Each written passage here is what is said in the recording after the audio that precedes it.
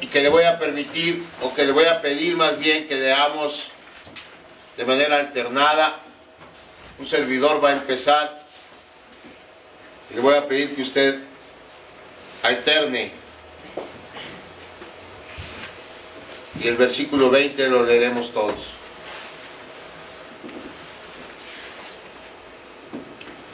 Dice así la palabra de Dios: había pastores en la misma región que velaban y guardaban las vigilias de la noche sobre su rebaño.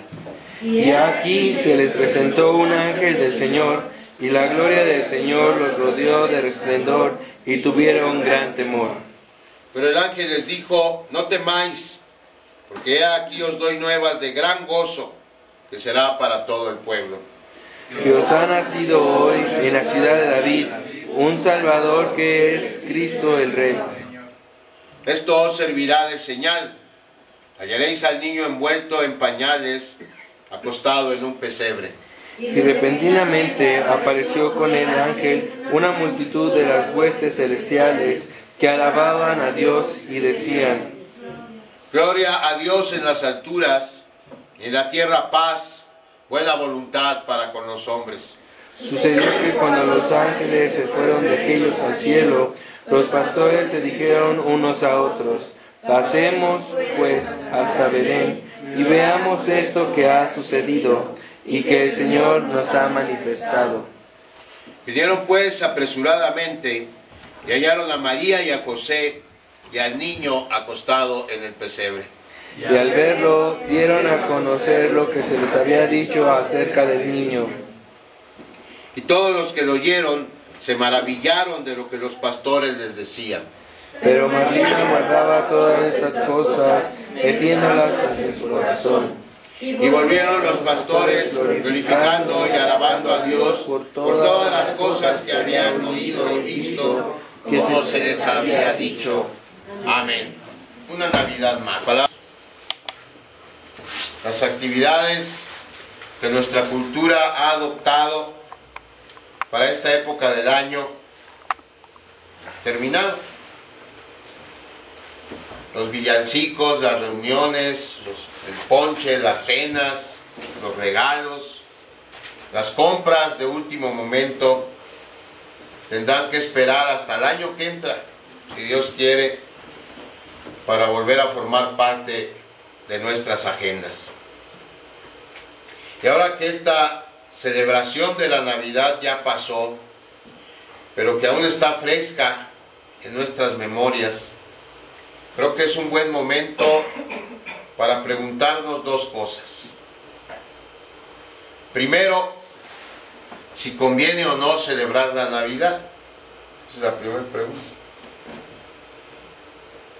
Y la segunda pregunta es, si contestáramos afirmativamente a la primera, es cómo debiéramos celebrarla. Sí. Primero, ¿conviene celebrar la Navidad? Y segundo, si sí conviene, ¿cómo debemos celebrarla?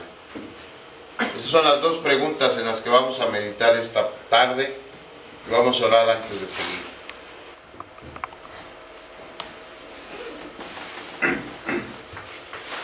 Para contestar la pregunta si conviene celebrar la Navidad, debemos considerar primero el principio de la celebración.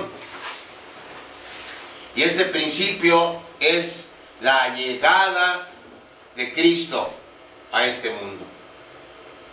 Es el principio de la Navidad, el nacimiento de Jesucristo. Entonces, si partimos de ese principio, por supuesto que debemos contestar afirmativamente a esta pregunta. Celebrar la Navidad es una buena idea. A pesar de que hay cristianos que cuando oyen el concepto de la Navidad fruncen el ceño, a pesar de que hay cristianos que se oponen completamente a la celebración de la Navidad. Partiendo del principio, conviene celebrar la Navidad. Ahora, debemos estar de acuerdo que la comercialización de la Navidad y el carácter meramente social que nuestra cultura le ha dado este carácter que provee más un ambiente para embriagarse, para cualquier otra cosa, menos recordar el nacimiento de Jesús. Estas cosas son dignas de lamentar y de condenar, es cierto. Pero tan malo como es, quienes somos cristianos, hermanos, debemos disfrutar la Navidad. Y así se lo digo. Los cristianos debemos disfrutar la Navidad. Nada más faltaba que porque hay personas que no son cristianas y que celebran de una manera que es condenatoria, ellas nos vayan a quitar a nosotros el gozo de celebrar la Navidad. Pues debemos celebrar la Navidad como cristianos. Y eso es algo que creo todos estamos de acuerdo, o deberíamos estarlo. Lo que nos lleva a la segunda pregunta: ¿cómo celebrar este gran día? Y la primera respuesta y la más obvia a cómo celebrar la Navidad es, bueno, tenemos que ser cristianos. Y si no somos cristianos, debemos convertirnos en cristianos. Porque esa es la razón por la que Jesús vino a esta tierra. Él nació para ser el Salvador. Y hasta que usted y yo podamos llamarlo mi Salvador, hasta entonces usted y yo podremos comprender a cabalidad de lo que se trata la Navidad. Antes no. Para comprender la Navidad necesitamos considerar a Jesucristo, nuestro Salvador. De eso se trata la Navidad, de celebrar al Salvador. Muchos de los himnos que cantamos en esta temporada hablan de eso. Usted se puede pensar, y le voy a pedir que busquen sus himnarios. 3 himnos vamos a buscar. El himno número 112. Le voy a pedir a mi hermano Pablo que lea la primera estrofa. Después le voy a pedir a Livia que lea la tercera estrofa del himno 127. Y después le voy a pedir a Clarita que ella lea la tercera estrofa del himno 140. ¿Qué dice la primera estrofa del himno 112? Suenen dulces himnos gratos al Señor y óiganse en concierto universal. Desde el alto cielo baja el Salvador para beneficio del mortal. Desde el alto cielo baja ¿quién? El Salvador para beneficio del mortal. El himno se llama Suenen dulces himnos gratos al Señor. ¿Qué dice el 127? Príncipe de paz eterna, gloria a ti Jesús. Entrenado el alma tierna, tú nos traes vida y luz. Haz tu majestad dejado y buscarnos te has dignado. Para darnos el vivir, a la muerte quieres ir. Canta la celeste voz, en los cielos gloria a Dios. Para darnos el vivir, a la muerte quieres ir. ¿Cómo se llama ese himno, Olivia? Oíd un sol. Oíd un sol en alta esfera. Es otro himno clásico de Navidad. Y el himno clásico por excelencia de la Navidad, venid fieles todos, el 140. ¿Qué dice Clarita en la tercera estrofa? El pobre pesebre yace reclinado, al hombre ofreciendo eterna salvación, el santo Mesías, el verbo humanado. Sí, al hombre ofreciendo eterna salvación. ¿Ven? La Navidad es acerca de la salvación, del Salvador que vino. La Navidad es para los cristianos. ¿Y cómo uno se convierte en cristiano? Uno debe hacer 3 proposiciones suyas. La primera, soy un pecador. La segunda, como soy un pecador, necesito un Salvador. Y la tercera y más importante, el Salvador que necesito es Jesús de Nazaret. Amén. Cuando estemos dispuestos a confiar en Jesucristo con todo nuestro corazón, y hacerlo nuestro Salvador y nuestro Señor, en ese momento somos salvos. Si nos hemos confiado en Cristo, hemos sido salvos para siempre, y entonces nos convertimos en cristianos, y entonces empieza nuestra Navidad. ¿Qué debemos añadir a esto?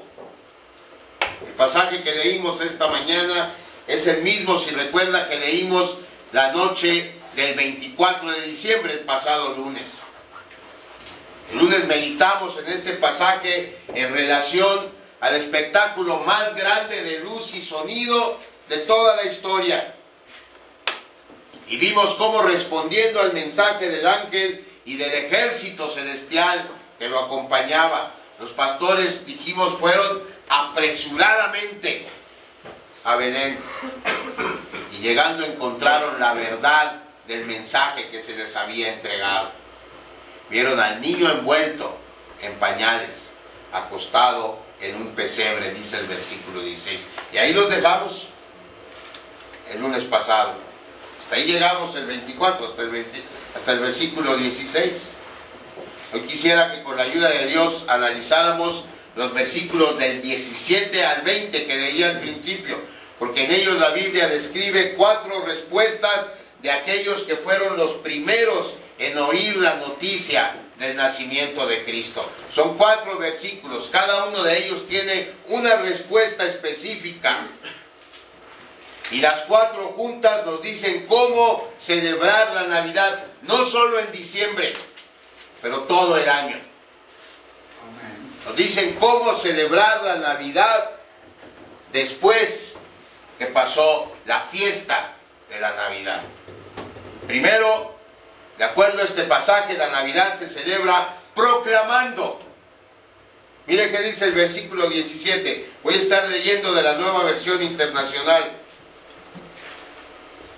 Cuando vieron al niño, contaron lo que les habían dicho acerca de él.